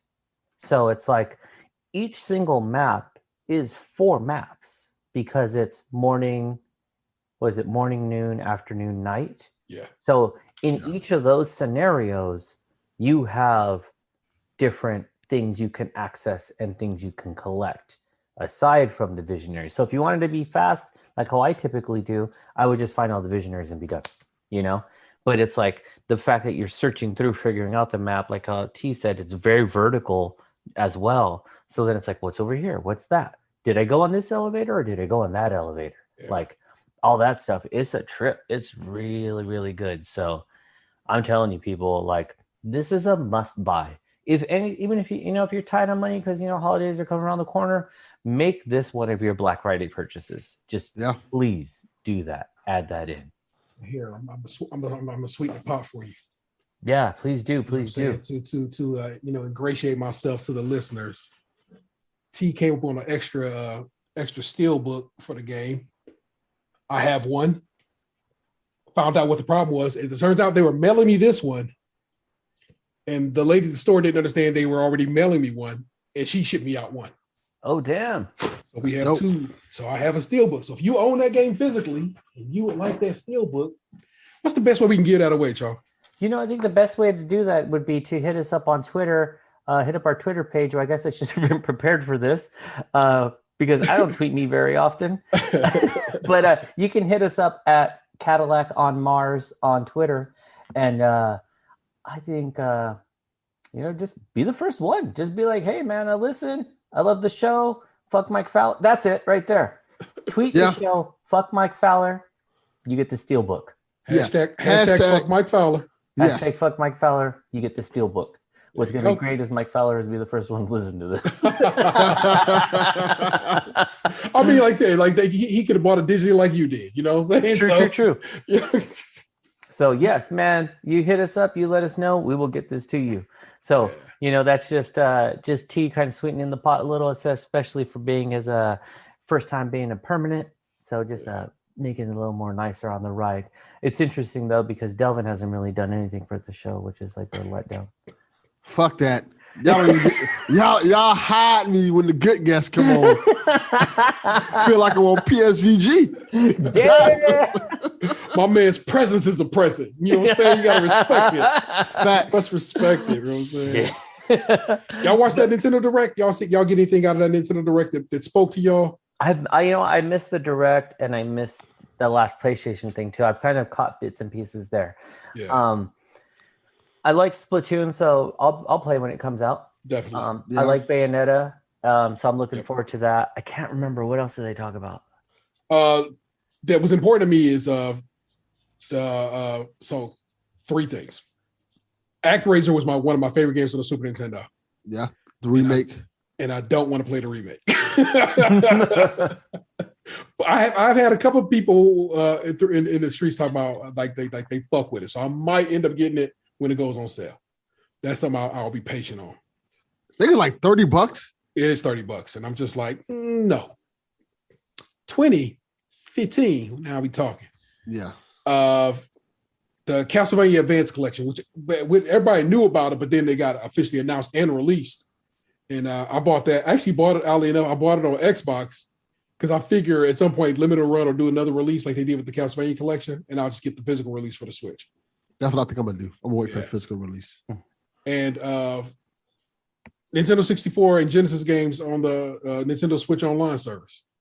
Now, the caveat being that they're gonna add a another step to the service, so the price is gonna go up. Yeah, but I fuck with it. I'm okay with what is coming down the pike for the 64 at least. Genesis games, I mean, I like them, but what's dope about the Nintendo Online service? One of the few things I can say is dope about the Nintendo Online service is in those games that have multiplayer, they most of the time add online to them.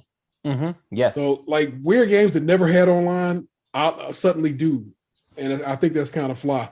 Because like we can play pro wrestling online, I believe. Oh shit! I never even thought about it. Yeah, or we've like been doing that. Yeah, or like Tecmo Bowl, we can play that online. Yeah. So I love that that's the feature that they add that people seem to sleep on because they just like, I don't want to pay more for this and blah blah blah. And I'm like, bruh, it's not they just giving you these games; they're actually adding significant feature sets to them, and I fuck with that, and I'm excited about that part of it. Plus, I'm going to definitely end up buying that Nintendo 64 controller. I will probably get the Japanese version of the Genesis controller because it's the 6-button controller in Japan. I will say this: I have no interest in playing the 64 games again. I love the 64, man. It was the first system I ever bought myself. So and in fact, my son still has my N64 upstairs in his room. So it just holds a special place in my heart. So that's all that is. That's nostalgia. That controller, playing it now, like if you can't go back to that controller after playing like the PS4, PS3, any type of controller like that, like going that N64 controller, like ugh.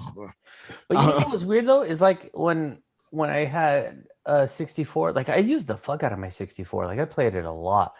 And I got really like comfortable with it. And people were just saying like it's got the weird like fucking little joystick in the middle, but I was like, nah, I'm with it. Like I gotta fuck with it. Cause I tend to game like lean to the side. And so it just fit like the way I play, you know? So I was like, man, this kind of works. But yeah, I don't think I'll get like that version, or like, the ones they're selling, but I like to see it's out there, If I catch a deal, I might pick it up as well.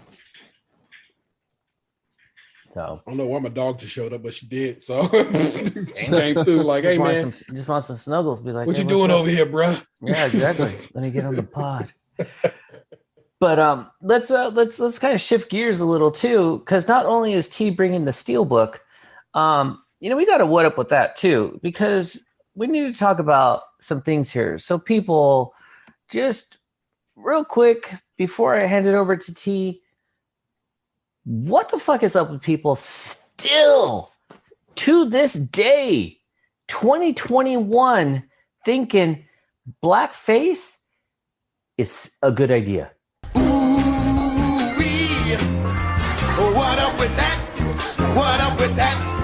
Ooh-wee. What up with that? What up with that?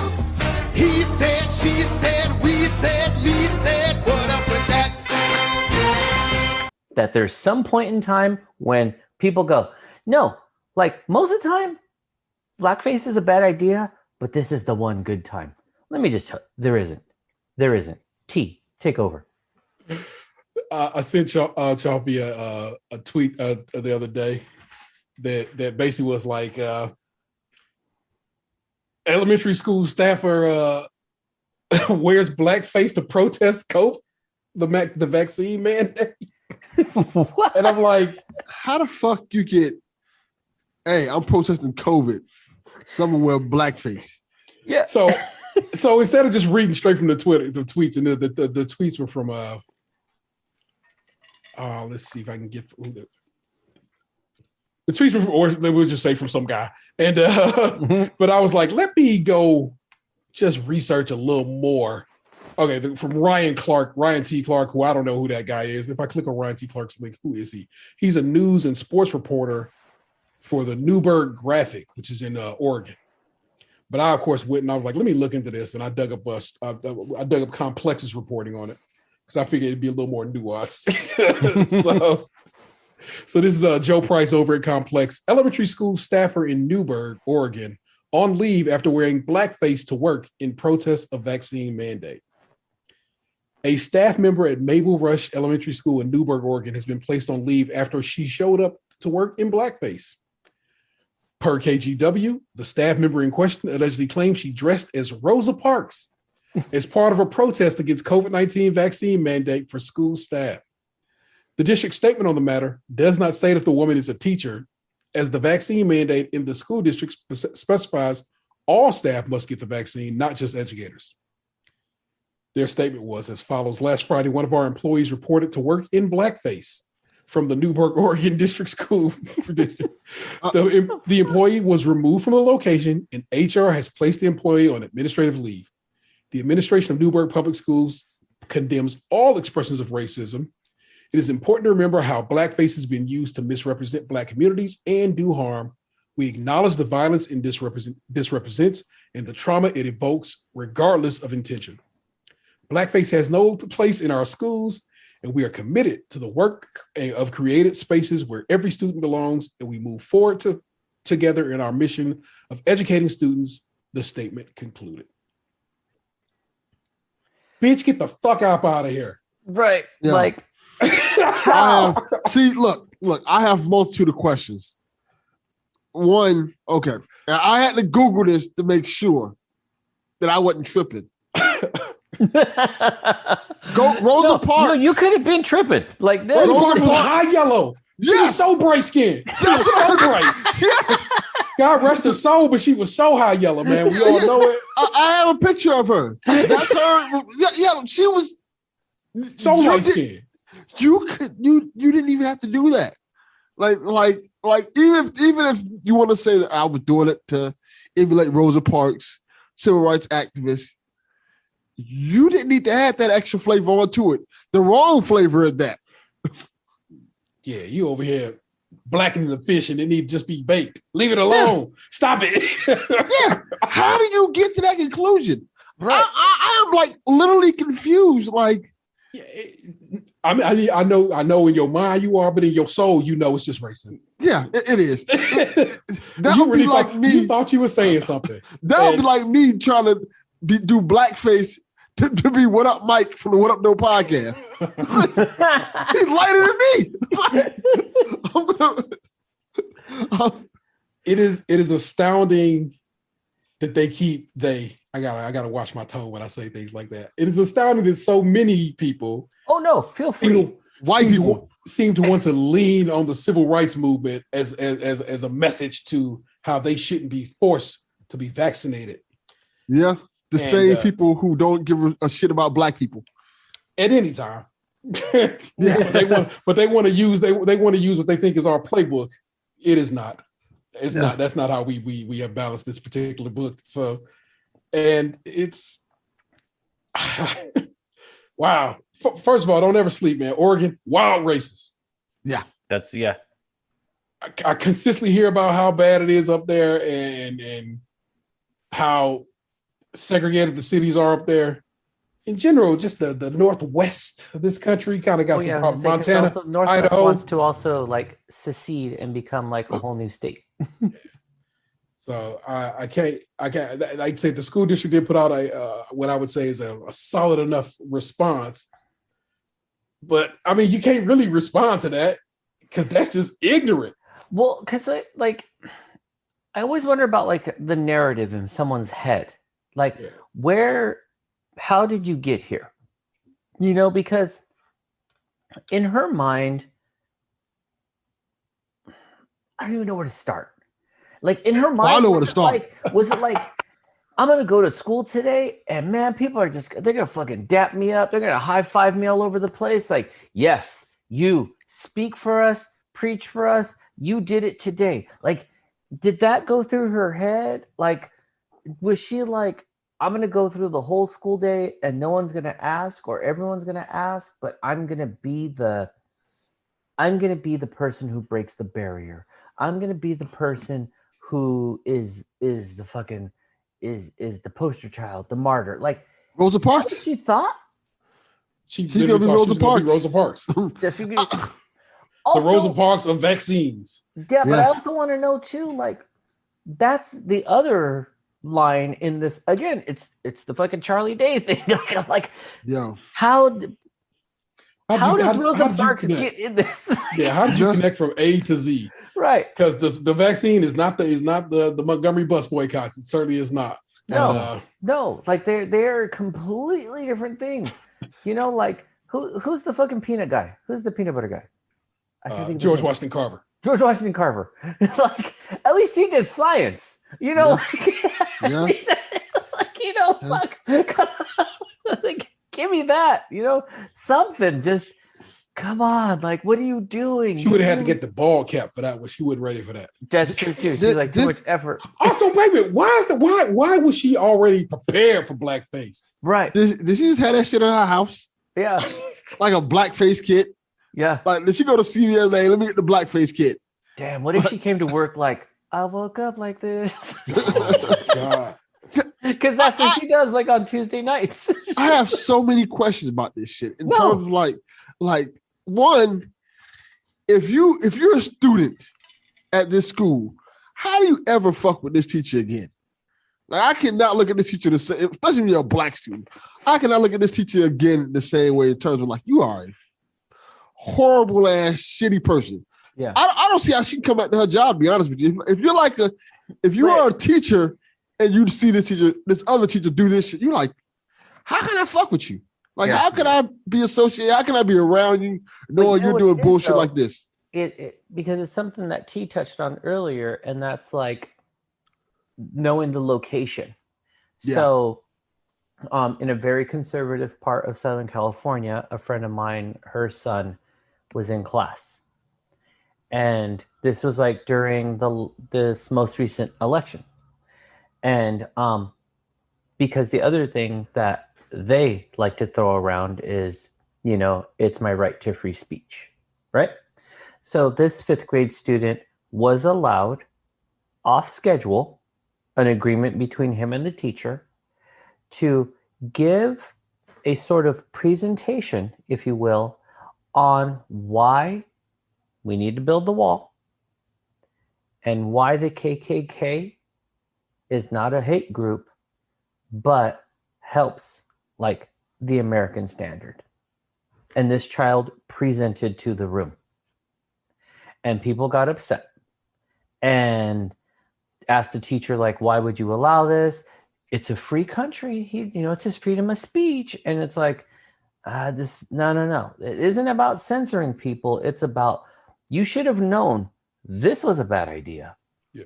You should have known that nowhere in the California standards of education that you should be teaching does it say highlight these components, highlight a racist organization, highlight these political elements. Like, all the proof is there on what you should be doing and clearly tells you if you're not doing this, then you're doing the wrong thing. So stop it. But when you live in that community, you get blind to your own ignorance because you get to wild out like that. You get to say crazy ass shit. You get to, holler out the N-word to your other white friends because it's not a thing. I'm just saying it, buddy. Like, I don't know why you're getting mad. And it's like, I'm getting mad because there's history involved in this. It's a cultural issue. It's a societal issue. It's a political issue. What are you not understanding? But if those things have never existed in your world, like, I know I've shared this in like previous episodes. When I had to move one teacher's classroom to another room, and she had the nerve to tell me this was the hardest thing she's ever had to do in her life, I was like, then you are very fortunate. You are privileged. You've led a privileged existence. Yeah, because you're telling me to just move from room 9 to room 1 is too much, and the hardest thing you've ever done, and you ain't done shit. And I'm very jealous. Like, damn, really? Because you're near 50 and you're telling me today's the hardest thing? Wow. Like, you've lived a life, madam. Yeah. I'm like, you've never dropped your ice cream? Like, that's never happened? You never bought a box of cookies and they were all broken? because that's heartbreaking too. Like, Yeah. come on, like, oh, no racial issues. Okay, great. No financial issues. Wow, that's amazing. Never bought a box of Cracker Jacks and the prize wasn't in the box. Right, man. All those hurtful things. You never had to wear Pro Wings. Okay. Like, Holy shit. Yeah, I ain't thought about Pro Wings in decades. Wow. That's to the internet. We need to see Pro Wings. I realize Payless is long gone, but still. Damn, that fucked T up. His eyes got wide and he immediately turned to the internet like, is this shit still here? I think Pro Wings are still around. They have to be. Damn. I mean, there was a Payless brand. They done closed all the Paylesses, so I think Payless might even still be around. I think it might be just only online I only. want to say there, somehow, some way, I think there's only like a few like brick and mortars. But like, come on, man. I mean, while T's searching this, like, just don't do it. Like, really, really use the most basic common sense. Like, just here, even though we're a smaller platform, like, just don't do blackface. Just don't do it. Don't do it for your friends because you think it's funny. But don't do it on Halloween because it's around the corner and you think, again, it's going to be funny or you're going to be shocking. Just don't be the black minstrel. Don't do that. It's not a good idea. Never is, never will be. Don't do it in your history class because you think you're trying to make a statement and, you're quote unquote an ally and you're just trying to raise awareness. We're aware. Yeah. We're aware. Like, that awareness does not need to be raised anymore. We are all aware of that. So thanks. If you just could not do that, just don't do blackface. Just don't do it. Yeah. If you're a rapper, don't do blackface because Pusha T will find that shit and put it on the internet. Yeah. He will put it out there. He did. Players, we ain't the same. I'm into cane and guns. It's real simple, man. Don't bring King Push back up out there. Yeah. Pro Wings, according to Google, are discontinued. So. That's disappointing. You know what? I need to get find one up for Pro Wings. Hey, Shout to Pro this Wings. sentence has never been said. I guarantee. Need to find some dead stock Pro Wings. Bro, somebody got them. Somebody got a warehouse full of some old Johns. Right. Can we buy the Pro Wings name? Shit. I mean, I wonder if that is available as a. I have to look into that. Like, if we want to like bring back Pro Wings, can't we? I don't see why not. You just have to buy it. Nice. Also, I looked up. Remember we talked about food stamps. Food stamps indeed are available all across eBay. You can go get you a book of old school food stamps on eBay. Nice. For a bit too much, in my opinion, but they are there. Yeah, because it's the going rate back in the day was a 2-for-1. Yeah, that's what I'm saying. Right? Yeah, I'm saying now they're talking about $26 for a $2 book, and I'm like, sir, no. You give me a box. You gave me a booklet of 50. I gave you $25 cash. Yeah, that's how that went down. You do. I get the double up, not you. So yeah, fucking people are wilding. But so, like I said, just come on. What the fuck is up with that? Just don't do blackface. That is your October Halloween warning. Yes, definitely. I know you're thinking about it. You're thinking you need to do something. You somewhere out there are like, but I want to be Drake. I want to be certified lover boy. Yeah. And just go get a proper haircut. Wear what Drake wear, but leave your skin the color it is. Exactly. That really is it. Drake is a very white man as well. Yeah, exactly. Like, you don't have to tone your skin at all to be Drake. So exactly. Or I mean, why do they always do that? Why do they always do that? They pick these light-skinned people and then they make their skin 6 times darker than mine. And like, look, I'm Drake. I'm like, that's not Drake, dog. That's not Drake. No. All you are is racist. Yeah, exactly. Like Drake does not look like that. He just doesn't. Like I was gonna say too, if you wanted to be Jay-Z, he's really easy to do too. Just skip leg day. You'll be all right. Yeah. Oh, don't, for Christ's sake, don't do Jay-Z. Don't do Jay-Z. Yeah, I would be Jay-Z for Halloween, but I would be Jay-Z. Because you already know what they're gonna do. You already know what they're gonna do with Jay-Z. They're gonna do the big lips. Yo, no, don't do Jay-Z. Yeah. That is a disaster waiting to happen. No, zero. So like I said, just in general, just don't. Just you know what? Be fucking a whimsical whale. Like, be like, there are perfectly good white people out there you could be. Yeah. You could be Chris Evans. You could be don't do Chris black Pratt. Face. Don't do brown face. Don't do Any other shade of color face. Or you know what? Like that's a good one there. Don't do face. Yeah. Whatever the face is, don't do it. Yeah. Like, nah, just Don't be Aladdin in black and brown face yourself. The only face that should be happening is blank to the face. You're taking like bottles to the face, taking shots to the face. Like, that's good. How was Gary Trudeau, the Prime Minister of Canada, in deep black minstrel blackface, talking about he wanted to be Aladdin? Fucking Aladdin. It's like everything about it is it's just like, that's just not true, bro. Yeah. That's not Aladdin. what you were doing. Yeah. Because Aladdin, again, probably would have been around your shade. Yeah. Yeah. No, he took it he was the homeboy from fucking Dragon Ball Z. Yeah. Popo.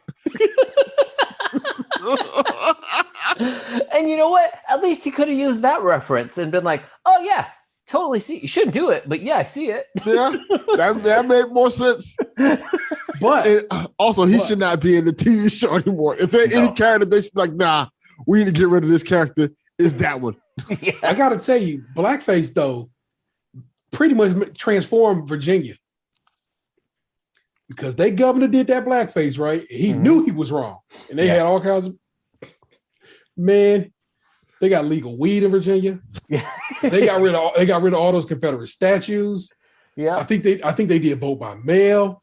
All kinds of things changed because he was like, I know what I got to do, and that is I got to be all the way to the left, and and a little bit more to make up for this, because every black politician in Virginia was like, bruh, rode up on him real quick, and he was like, I got you. We gonna fix some things right now. His life turned into the fucking, is it Menace to Society? Bill Duke, where he's like, you done fucked up, right?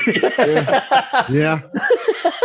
Yeah, we get these statues down now. Bruh, y'all have to see the part where he was talking about Michael Jackson at the press conference, and some reporter asked him, "Can you moonwalk?" And his ass, he was so on the edge about to really bust that moonwalk out, and his wife was like, they grabbed him by the arm. Sit your white ass down, bruh. You got to chill. Hey, he was ready to get the fucking the shoe shine paint again. He was like, "Give me a minute." Glitter glove, like he was like, my god, oh, you're speaking my language here. Like, it's like, baby, that's why I married you, because I was about to really fuck up the bag. His wife, the way she stopped him, number one, not the first time she's used that grip on him. Like this was like, this is a practice maneuver that they have in situations. And his face changes too, where he's like, "Fuck, we're gonna talk in the car, huh?" Yeah, he knew he was wrong. He did. He was so hyped, like, "Oh, bitch, you gonna let me show this moonwalk off?" No, he was like, "Hey, I'll be cracking in this bitch right now. You watch." Shit. He probably can dance, but he was like, "No, sir. Yes, you can, but you can't do it right now. It's the wrong time for that. You're striking the wrong kind of turn." Either way, the internet would have won. If he would have did the moonwalk, we would have been like, "This motherfucker." He might have got it. Like they might have been like, "All right." Yeah, but then when all right, blackface, all right for you, just you know. But when she stopped him, though, that was also a win. So that's what I'm saying. Either way, it was win-win. He did the moonwalk, we win. She grabbed him by the arm, we win. Either way. But he was pumped. He was like, "Listen, young him was like, one day you're going to be on stage, and they're going to ask you to moonwalk." And he's like, "I know. That's why I practice every day." So now he's up here, fucking 60 years old, and you're like, "Can you moonwalk?" And he's like, "Say less." Which one you want? You want Billy Ocean or Michael Jackson? Man, I got this. I got both. He hikes up his socks. You notice they're white. You're like, "Oh shit, you've been ready." Constantly I'm saying, it's time. It's my time, y'all. No, sir. No. My time to shine. Oh shit. Well, I think on that's a good place to end this. Man. Oh goddamn, that was hilarious. But man, T, thank you for joining us. Thank you for being. Thank you for having me. Thank you for having me. I'm so glad you're a part of this. Delvin, you're here.